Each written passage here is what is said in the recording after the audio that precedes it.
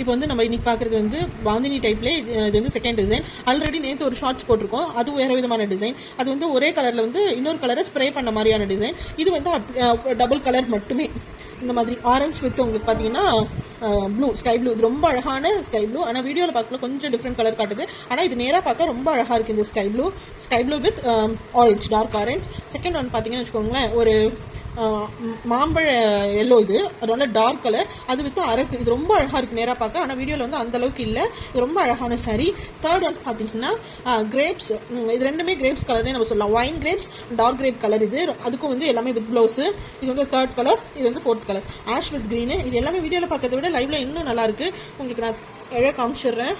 Cotton sorry எழ 475 rupees free shipping. 475 rupees with sorry free shipping.